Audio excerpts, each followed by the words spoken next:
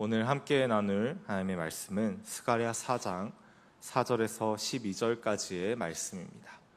스가랴 4장 4절에서 12절까지의 말씀, 구약 성경 1316면쯤에 있습니다. 스가랴 4장 4절에서 12절까지의 말씀 한 절씩 교독하신 후에 마지막 12절은 다 함께 읽겠습니다. 내게 말하는 천사에게 물어 이르되 내 주여 이것들이 무엇이니까 하니 내게 말하는 천사가 대답하여 이르되 내가 이것인지 무엇인지 알지 못하느냐 하므로 내가 대답하되 내 주여 내가 알지 못하나이다 하니 그가 내게 대답하여 이르되 여호와께서 스룹바벨에게 하신 말씀이 이러하니라. 만군의 여호와께서 말씀하시되 이는 힘으로 되지 아니하며 능력으로 되지 아니하고 오직 나의 영으로 되느니라. 큰 산아 내가 무엇이냐, 내가 스룹바벨 앞에서 평지가 되리라. 그가 머릿돌을 내놓을 때 우리가 외치기를 은총이 그에게 있을지어다 하리라 하셨고, 여호와의 말씀이 또 내게 임하여 이르시되 스룹바벨의 손이 이 성전의 기초를 놓았은즉 그의 손이 또한 그 일을 마치리라 하셨나니 만군의 여호와께서 나를 너희에게 보내신 줄을 내가 알리라 하셨느니라. 작은 일의 날이라고 멸시한 자가 누구냐? 사람들이 스룹바벨의 손에 다림줄이 있음을 보고 기뻐하리라. 이 일곱은 온 세상에 두루다니는 여호와의 눈이라 하니라. 내가 그에게 물어 이르되 등잔대 좌우에 두 감람나무는 무슨 뜻이니까 하고 다 함께 다시 그에게 물어 이르되 금 기름을 흘리는 두 금관 옆에 있는 이 감람나무 두 가지는 무슨 뜻이니까 하니. 한 선지자가 잠들어 있었습니다. 포도와 무화과의 달콤한 향기가 그를 감싸고 있었습니다. 그의 이름은 스가랴, 여호와께서 기억하시는 자였습니다. 그때 천사가 다가와 이 스가랴 선지자를 깨웠습니다. 눈을 뜬 스가랴, 그의 앞에는 또 다른 환상이 펼쳐져 있었습니다. 그 환상의 내용은 다음과 같았습니다. 스가랴서 4장 2절에서 3절입니다. 순금 등잔대가 있는데 그 위에는 기름그릇이 있고 또 그 기름그릇 위에 7 등잔이 있으며 그 기름그릇 위에 있는 등잔을 위해서 7 관이 있고 그 등잔대 곁에 두 감람나무가 있는데 하나는 그 기름그릇 오른쪽에 있고 하나는 그 왼쪽에 있나이다 하고. 감람나무, 여러분 감람나무가 뭔지 아십니까? 영어로는 올리브 트리라고 합니다. 그럼 이게 무슨 나무죠? 올리브 나무인 것이죠. 그럼 거기서 나는 열매는 뭘까요, 여러분? 올리브가 나겠죠? 네, 여러분 역시나 총명하시네요. 네, 올리브가 납니다. 이 올리브 나무 두 그루가 서 있었습니다. 두 감람나무가 있고 거기에 7개의 금 호스가 연결되어 가운데 있는 7구짜리 순금 등잔대에 기름을 공급하는 그 환상을 이 선지자 스가랴가 보았습니다. 하지만 스가랴는 이 환상을 자신의 상식과 지식으로는 도저히 다 이해할 수 없었습니다.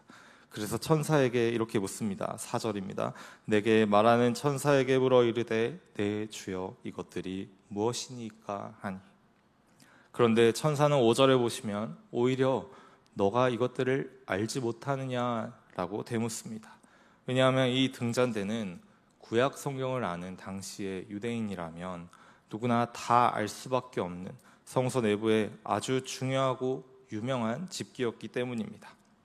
출애굽기 25장 31에서 32절을 보시면 너는 순금으로 등잔대를 쳐 만들되 그 밑판과 줄기와 장과 꽃받침과 꽃을 한 덩이로 연결하고 가지 6을 등잔대 곁에서 나오게 하되 다른 3가지는 이쪽으로 나오고 다른 3가지는 저쪽으로 나오게 하며. 네, 우리가 사진 한 장 한번 살펴볼까요? 바로 이렇게 생긴 등잔대입니다. 네, 이것을 히브리어로 메노라라고도 하는데요. 이 기구는 총 7개의 촛대로 이루어져 있는데 양초가 아니라, 정확히는 촛대가 아니죠. 양초가 아니라 기름을 연료로 삼아 불빛을 내는 순금 등잔대였습니다. 우리가 성막이나 성전에 들어간다고 한번 상상해 봅시다. 제가 여러분 기준으로 설명해 드리겠습니다. 여러분이 성전을 향해서 들어오면 그 우측에는 뭐가 있을까요? 그 그 우측에는 진설병을 차려놓은 상이 있습니다. 그리고 좌측에 이 순금 등잔대가 빛을 내고 있을 것입니다. 이 배치도는, 이 구조는 하나님께서 모세가 성막을 짓기 이전에 미리 정하여 주시는 것입니다. 따라서 유대인이 이 등잔대를 모른다는 것은 말이 되지 않습니다. 일반인도 아닌 제사장 가문 출신의 이 스가랴가 이 등잔대를 모르는 건 말이 되지 않습니다. 그런데 스가랴는 알지 못한다고 말하고 있습니다. 이 말은 그가 등잔대나 올리브나무가 뭔지 몰라서 하는 말이 아닙니다. 이해할 수 없는 것이 아니라 납득할 수 없었습니다. 왜냐하면 이 등잔불에 쓰이는 기름에 대한 성경의 규정이 너무나 분명했기 때문입니다. 레위기 24장 1절에서 2절 말씀입니다. 여호와께서 모세에게 말씀하여 이르시되 이스라엘 자손에게 명령하여 불을 켜기 위하여 감람을 찌어낸 순결한 기름을 내게로 가져오게 하여 계속해서 등잔불을 켜둘지며. 그렇습니다. 이 등잔대에는 반드시 감람을 찌어낸 순결한 기름을 사용해야 합니다. 당시에 감람류를 추출하기 위해서는 열매를 뜯어서 씨를 제거하고 그것들을 모아서 소나 나귀가 끄는 커다란 맷돌을 돌려서 으깨어서 그걸 반죽으로 만들고 그 반죽을 꽁꽁 싸매서 쭉 압착해서 기름을 짜내야 했습니다. 그 중에서도 거르고 걸러서 증류해서 분술물이 하나도 없는 순결한 올리브 기름만이 이 순금 등잔대에 사용할 수 있었던 것입니다. 그런데 나무에 연결돼서 나오는 기름은 순결한 기름인가요, 여러분? 찌어낸 기름인가요? 그렇지 않죠. 찌어내지 않은, 그 어떠한 가공 과정도 거치지 않은 불순물과 찌꺼기가 섞일 수밖에 없는 율법에 어긋난 기름이었습니다. 이것은 마치 우리가 타고 다니는 자동차에 석유, 원유를 집어넣는 것과 똑같은 일인 것입니다. 그러면 자동차가 굴러가나요, 여러분? 고장나게 되어 있습니다. 마찬가지로 이것은 스가랴의 상식으로는 납득할 수 없는 일이었습니다. 이 환상은 불가능한 일입니다. 있어서는 안 되는 일입니다. 그러나 천사는 스가랴에게 이렇게 대답합니다. 그가 내게 대답하여 이르되, 6절 말씀입니다. 여호와께서 스룹바벨에게 하신 말씀이 이러하니라. 만군의 여호와께서 말씀하시되 이는 힘으로 되지 아니하며 능력으로 되지 아니하고 오직 나의 영으로 되느니라. 천사는 여호와께서 스룹바벨에게 하신 말씀, 곧 스가랴 선지자가 듣고 스룹바벨 총독에게 전달해야 할 메시지를 말하였습니다. 그 서두는 이 환상의 내용이 힘이나 능력이 아닌 오직 나의 영, 오직 성령 하나님으로 인해서만 가능하다는 것입니다. 바벨론 포로 생활 끝에 돌아온 예루살렘 공동체는 어려움이 많은 공동체였습니다. 이들에겐 성전 재건의 역사적 사명이 있었지만 주변 이방 민족들의 끊임없는 방해와 간섭을 마주해야 했고요. 가뭄과 기근을 겪었고 결국엔 패배주의에 찌들어 성전 공사는 뒤로 한 채 각자의 먹고 사는 문제에만 몰두하는 급급한 그런 궁핍한 지경에 이르게 된 것입니다. 이들이 다시 성전을 재건하기 위해서는 말이죠, 힘이 필요했습니다. 건설 기간 동안 먹고 살 만한 충분한 경제력, 건설을 진행할 노동력, 그리고 그 기간 동안 외적을 막아줄 군사력이 있어야 했습니다. 또 아이들에게는 능력도 필요했습니다. 백성들은 건강한 육신과 하나된 마음으로 똘똘 뭉쳐서 이 성전 제거 사역을 감당해야만 했습니다. 막강한 정신력이 필요했다는 것입니다. 그런데 오늘 본문은 이런 힘이나 능력으로 이 문제가 해결되지 않는다고 말하고 있습니다. 이 환상이 성립하지 않는다고 말하고 있습니다. 그런 것들로는 현실적인 문제를 해결할 수 있을 것 같지만 없다는 것입니다. 왜냐하면 포로기한 공동체가 겪고 있었던 문제의 본질은 경제력이나 군사력이나 정신력이나 체력의 부족함이 아니라 바로 그들의 죄악이었기 때문입니다. 그들의 죄악은 더러워진 옷과 같았습니다. 스가랴 3장 3절입니다. 여호수아가 더러운 옷을 입고 천사 앞에 서 있는지라. 우상 숭배로 인해 70년간 바벨론 포로 생활까지 했음에도 이스라엘의 죄악은 여전히 해결되지 않았습니다. 심지어 당대 대제사장이었던 여호수아마저도 하나님 앞에 섰을 때 그는 너무나 부족한 죄인이었습니다.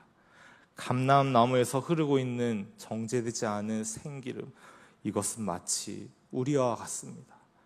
우린 하나님께 드려지기엔 너무나도 부족한 죄인이기 때문입니다.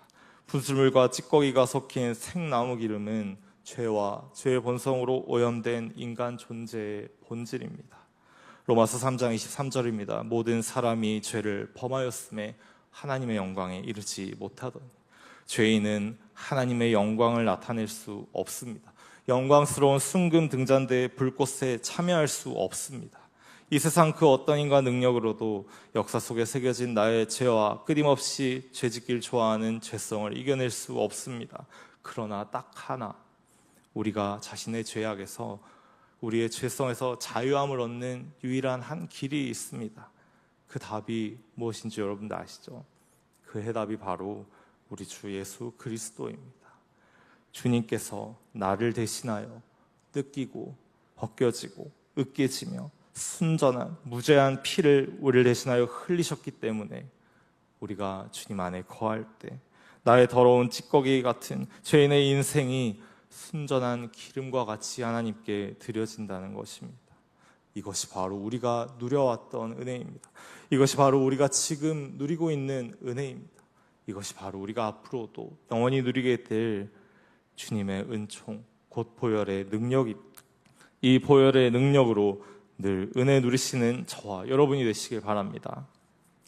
7절은 이렇게 말합니다. 큰 산아 내가 무엇이냐? 내가 스룹바벨 앞에서 평지가 되리라. 그가 머릿돌을 내놓을 때 우리가 외치기를 은총 은총이 그에게 있을지어다 하리라 하셨고, 따라서 가장 심각한 문제, 가장 심각한 죄악의 문제도 완전히 해결하신 주님 앞에 우리가 갖고 있는 모든 걱정이나 근심이나 고통이나 상처는 아무것도 아니라는 것입니다. 이스라엘 앞에 놓인 큰 산과 같은 장애물들도 모두 평지가 될 것입니다. 모든 장애물들이 성령 하나님의 능력으로 아무것도 아닌 평지가 되어버릴 것입니다. 그렇다면 언제 그 일이 일어납니까, 여러분? 그 시작은 우리가 우리의 힘과 능력이 아닌 주님의 영을 의지할 때부터입니다. 바로 주님 앞에 나와 기도하기 시작할 때입니다. 지금 이 시간, 이 자리에 모여서 기도하는 여러분에겐 벌써 큰 산을 평지로 만드시는 여호와 하나님의 능력이 시작되고 있는 것입니다. 7절의 머릿돌은 원어상으로는 모퉁이의 돌을 의미하는 단어입니다. 석조 건축을 할 때 모퉁이에 돌을 놓을 때가 언제입니까? 바로 건축을 시작할 때와 건축을 다 마칠 때, 기초석과 완공석을 놓을 때입니다. 이 본문은 의도적으로 중의적 표현을 사용한 뒤에 은총을 2번 반복하고 있습니다. 스룹바벨의 손이 하나님 나라의 머릿돌을 내려놓기 시작할 때 하나님의 은총이 있을 것입니다. 마찬가지로 우리의 손이 주님의 일을 하기 시작할 때, 손을 모으고 기도하기 시작할 때, 각자의 자리에서 힘써 봉사하기 시작할 때, 감사함으로 헌금할 때, 병든 환우들을 다독이며 살필 때, 전단지를 나눠주며 복음을 전달할 때 나와 함께 하시는 여호와 하나님을 마주하며 그의 은총을 누리게 될 것입니다. 스룹바벨의 손이 하나님 나라의 완공석을 내려놓을 때도 하나님의 은총이 있을 것입니다. 주일학교와 청년이 여름 사역을 마칠 때에도, 문답 교육 끝에 세대식을 할 때에도, 임직자 교육을 마치고 임직식을 할 때도, 1년간의 제자 훈련과 사역 훈련을 마치고 수료할 때에도, 우리가 이 땅에서 눈을 감는 그 마지막 날까지도 나를 여기까지 인도하신 만군의 여호와 하나님께 우리는 감사하며 그를 경배하며 그를 찬양하게 될 것입니다. 우리가 그의 은총을 누리긴 것입니다. 왜냐하면 주님께서 우리를 이 땅에 보내신 분이시기 때문입니다. 8절에서 9절 말씀입니다. 여호와의 말씀이 또 내게 임하여 이르시되 스룹바벨의 손이 이 성전의 기초를 놓았은즉 그의 손이 또한 그 일을 마치리라 하셨나니 만군의 여호와께서 나를 너희에게 보내신 줄을 내가 알리라 하셨느니라. 하나님께서는 우리가 이 성전의 기초를 쌓기 전부터 우리의 존재를 계획하셨습니다. 우리 각 사람의 영혼을 창조하시며 우리를 이끌어서 이곳 천호교회에 모이도록 하셨습니다. 요한계시록 1장 8절 말씀입니다. 주 하나님이 이르시되 나는 알파와 오메가라. 이제도 있고 전에도 있었고 장차 올 자요 전능한 자라 하시더라. 우리가 주님께서 주신 사명을 감당할 수 있도록, 마칠 수 있도록 처음부터 끝까지 함께 하시는 여호와 하나님으로 인해 우리는 다시 이 교회에 회복과 부흥의 역사를 써내려갈 수 있는 것입니다. 그러니 우리가 주님을 바라보며 주님을 마주할 때 우리 마음 가운데 어떠한 마음이 있어야겠습니까? 감사하는 마음을 가져야 하는 것입니다.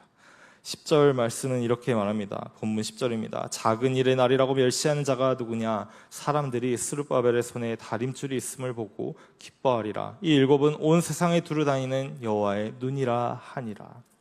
당시 포로기한 공동체에서 일부 사람들, 즉 솔로몬 성전 시대를 기억하는 나이가 많던 사람들은 지금 성전의 규모가, 스룹바벨 성전의 규모가 솔로몬 성전에 비하면 너무나도 작고 초라하다고 불평을 하곤 했습니다. 너무나 아무것도 아니라고, 작은 일이라고 말하곤 했습니다. 왜 이런 말을 했을까요? 이들에겐 성전의 규모가 중요했습니다. 그들은 사람의 시선을 생각하는 인본주의자였습니다. 그 마음의 중심을 들여다보면 하나님의 주권을 인정하지 않고 자신의 공로로 성전을 세워봤다고 무의식적으로 생각하고 있었습니다. 이건 지쳐있는 이스라엘 청년들 앞에서 할 말이 아니었습니다. 작은 일이 아니기 때문입니다. 작은 성전, 사역의 작은 성과라고 해서 무시할 수 있는 것이 아닙니다. 왜냐하면 그 일을 행하시는 주체가 사람이 아니기 때문입니다. 그 일을 행하시는 주체가 여호와 하나님이시기 때문입니다. 만약 이 시대에 예수님께서 제자 훈련을 하신다면 제자가 12명밖에 없네라고 말할 수 있는 사람이 있을까요, 여러분? 아마 없을 것입니다. 중요한 것은 규모가 아니라 그 일을 행하시는 분이 누구인가이기 때문입니다. 온 세상을 밝히시는 금 촛대이자 일곱 누이신 성령 하나님께서 스룹바벨을 들어 성전을 세우실 것이기 때문입니다. 교회 사역은 하나님의 일이기 때문에 결코 작거나 하찮지 않습니다. 따라서 우리는 비판하는 마음으로 교회를 평가하는 그 자리에서 내려와야 합니다. 그곳은 내 자리가 아니라 하나님의 자리입니다. 비판하는 마음으로 교회를 재단하기 시작하면 어떠한 현상이 발생합니까, 여러분? 교회에 감사와 기쁨이 사라져버립니다. 우리는 그저 스룹바벨의 손에 다림줄이 있다는 그 사실을 먼저 기뻐하고 감사해야 합니다. 주님께서 우리 교회를 들어서 사용하신다는 사실에 기뻐하며 먼저 감사 기도를 드려야 하는 것입니다. 데살로니가전서 5장 16절에서 18절 말씀입니다. 항상 기뻐하라, 쉬지 말고 기도하라, 범사에 감사하라. 이것이 그리스도 예수 안에서 너희를 향하신 하나님의 뜻이니라. 우리를 향하신 하나님의 뜻에 순종하여 항상 기뻐하고 쉬지 말고 기도하며 범사에 감사하는 저와 여러분이 되었으면 좋겠습니다. 스가랴는 이제 이 금촛대가 바로 성령 하나님을 뜻한다는 사실을 알게 되었습니다. 하지만 아직 이 기름을 쏟아내는 나무가 대체 누구를 말하는 것인지는 알지 못했습니다. 그래서 다시 천사에게 묻습니다. 본문 11절에서 12절입니다. 내가 그에게 물어 이르되 등잔대 좌우에 두 감람나무는 무슨 뜻이니까 하고 다시 그에게 물어 이르되 금 기름을 흘리는 두 금관 옆에 있는 이 감람나무 두 가지는 무슨 뜻이니까 하니. 여기서 흘리다라는 히브리어 루크는 단순히 흐르는 모습만을 말하는 것이 아닙니다. 그 안에 아무것도 남지 않을 때까지 다 쏟아내어 텅 비게 만드는 것을 의미합니다. 두 감람나무는 지금 기름을 찔끔찔끔 흘리고 있는 것이 아니라 그 안에 아무것도 남지 않을 때까지 지금 자기의 생명까지도 다 바쳐서 하나님께 모든 것을 다 쏟아내어 드리고 있다는 것입니다. 감람나무의 혈관에서 흘러나온 기름은 순전한 그리스도의 보혈을 예표하고 있는 것입니다. 마찬가지로 우리의 자기 희생과 헌신은 다시 오실 예수 그리스도의 임재를 드러내는 것입니다. 천사는 대답했습니다. 13절 말씀입니다. 14절 말씀입니다. 이르되 이는 기름 부음 받은 자 둘이니 온 세상의 주 앞에서 서 있는 자니라 하더라. 그리고 그것이 바로 이 세상 가운데서 택함을 받은 기름 부음을 받은 자, 곧 스룹바벨과 대제사장 여호수아였습니다. 이것이 바로 기름 부음을 받은 자, 그리스도인의 삶인 것입니다. 수많은 사람들이 이 예배의 자리에 발을 들입니다. 우리에겐 삶의 필요가 있기 때문입니다. 사무엘상 21장 6절 말씀입니다. 대사장이 그 거룩한 떡을 주었으니 거기는 진설병 곧 여호와 앞에 물려낸 떡밖에 없었습니다. 이 떡은 더운 떡을 드리는 날에 물려낸 것이다. 사울에게 쫓기던 와중에 진설병의 떡을 개걸스럽게 먹는 다윗과 같이 우리는 너무나 절박하게 궁핍하게 경제적인 문제, 현실의 문제를 주님 앞에 놓고 기도하곤 합니다. 너무나 간절하기 때문에 맞습니다. 모든 사람에게는 의식주가 반드시 갖춰져 있어야 합니다. 누구에게나 따뜻한 잠자리, 옷, 음식이 필요합니다. 하나님께서는 그 필요를 채우시는 분이시기에 그분에게 구하는 것은 마땅하고 합당합니다. 그러나 그것은 자기 몸을 다 내어주는 감람나무의 모습이라고 할 수는 없습니다. 사무엘상 1장 15절 말씀입니다. 한나가 대답하여 이르되 내 주여 그렇지 아니하나이다. 나는 마음이 슬픈 여자라 포도주나 독주를 마신 것이 아니오 여호와 앞에서 내 심정을 통한 것뿐이오니. 우리는 성전에서 눈물을 흘리며 기도하는 한나와 같이 마음의 위로를 받을 필요가 있습니다. 모든 사람은 슬플 때 위로받아야 되고 기쁠 때 축하받아야 되고 나의 마음을 알아줄 친구가 필요합니다. 나를 사랑으로 길러줄 양육자가 내 마음과 사랑을 쏟을 대상을 필요로 합니다. 사랑과 관심이 없으면 살아갈 수가 없는 존재, 그것이 바로 인간입니다. 하나님께서는 우리의 그런 연약한 마음을 아시며 모든 상처를 만지시고 치유하시는 분이시기에 그분 앞에 마음을 쏟는 것도 역시나 합당합니다. 금촛대의 따스한 불빛은 통회하는 심령으로 나온 모든 사들에게 큰 위로가 됩니다. 그러나 그것도 역시나 자기 생명을 다 내어주는 감람나무의 모습은 아닙니다. 이처럼 우리의 시선은 진설병의 떡이나 금촛대의 화려한 불빛에 사로잡힐 때가 많이 있습니다. 저는 예전에 성도에게 이런 질문을 받은 적이 있습니다. 행복하지 않은 마음으로 하나님께 예배드리면 기뻐하실까요? 이 말은 선한 말이었습니다. 저를 너무나 걱정하고 염려하는 말이었습니다. 하지만 그 말을 들을 때 너무나 슬펐습니다. 그 안에는 세 가지 의미가 담겨 있었기 때문입니다. 첫 번째는 저를 향한 사탄의 유혹이었습니다. 이 정도사야 행복하자, 적당히 하자, 쓸데없이 장기 결석하는 애들한테 전화하지 말고 마음 쓰지 말고 교회 나오는 애들만, 그 중에서도 신앙생활을 잘하는 애들만 예뻐하자. 그것이 편하지 않느냐, 좋은 게 좋은 거 아니냐는 그 원수의 유혹을 들을 때 제 신세가 너무나 비통했습니다. 둘째는 저를 향한 주님의 책망이었습니다. 미녀가 왜 감사함이 부족해서, 나로 인한 기쁨이 부족해서 이런 소리까지 듣고 다니는 거냐. 감사해라, 찬양해라, 기도해라. 그것이 너와 이 교회를 살리는 길이다. 주님의 말씀을 들을 때 불평투성이었던 저의 마음이 너무나 부끄러웠습니다. 마지막 세 번째 의미는 그 말을 전할 성도의 본심이었습니다. 제가 행복하지 않은 마음으로 예배드리면 하나님께서 기뻐하실까요? 라는 말에는 이런 의미가 담겨 있었습니다. 전도사님, 저 행복하고 싶어요.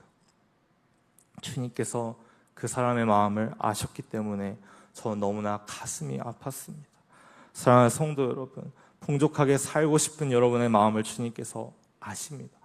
위로받고 싶은 여러분의 마음을 주님께서 아십니다.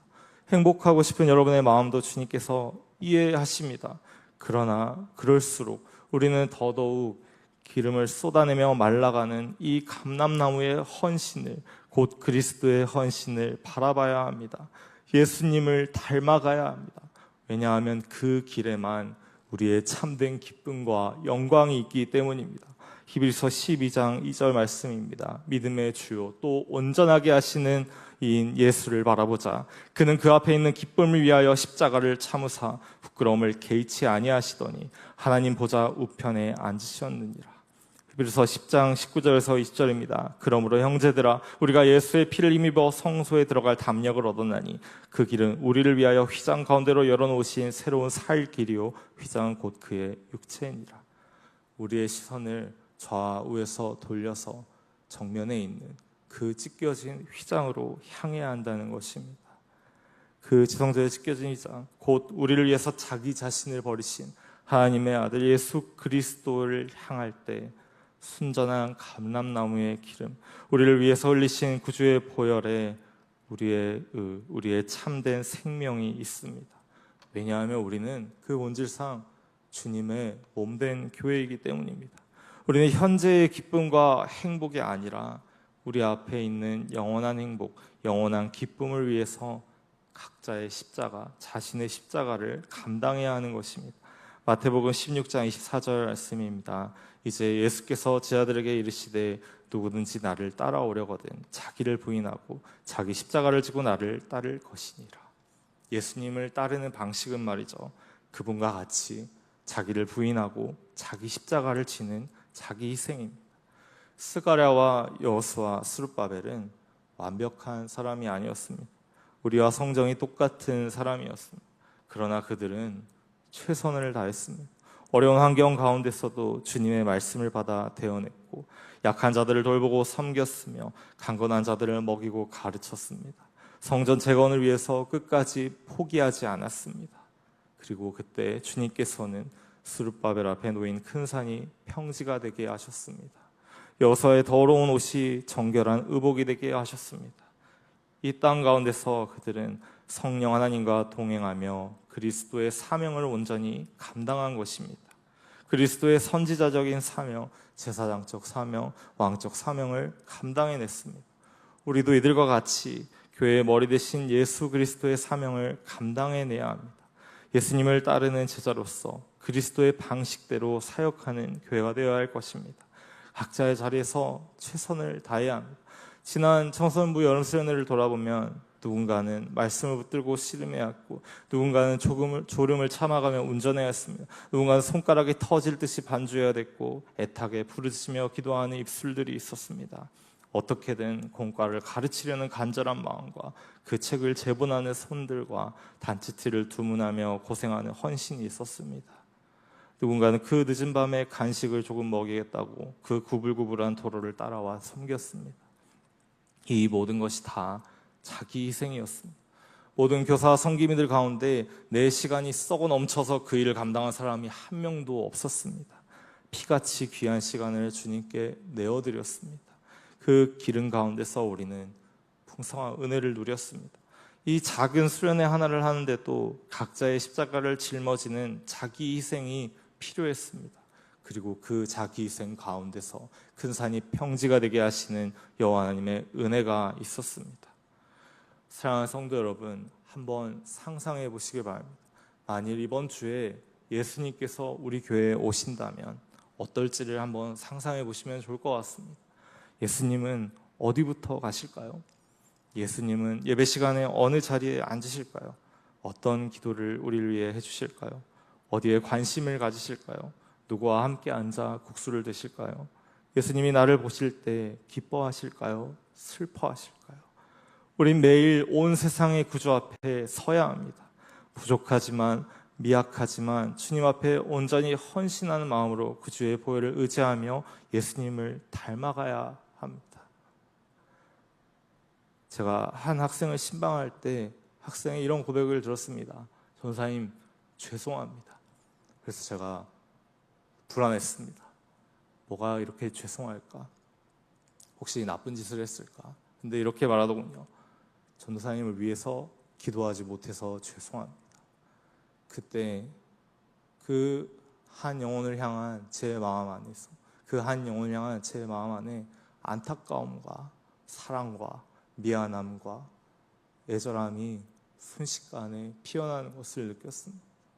우리가 주님을 위해서 기도할 때, 우리가 주님의 영광을 위해서 나 자신을 드릴 때 주님께서는 우리를 그렇게 생각하신다는 것을 알 수 있었습니다. 부족한 나의 심령으로, 연약한 나의 모습으로 주님 앞에 나아가서 주님을 위해서 내가 주님을 사랑합니다. 내가 주님을 위해서 헌신하겠습니다. 나의 삶을 순전한 감람의 기름과 같이 드리겠습니다 라고 말할 때 주님께서는 너가 네 주제에 무슨 그런 말을 하냐가 아니라 너무나 우리를 안타까워하시며 우리의 십자가를 보시고 우리를 만지시며 우리가 큰 산이 편지가 되게 하는 그 놀라운 역사 가운데 서게 하실 것입니다. 오늘 이 시간 기도할 때 그 큰 산이 평지가 되게 하시는 우리를 온전한 그리스도인으로 세우시는 주님의 은혜를 고백하는 저와 여러분이 되시기를 소망합니다.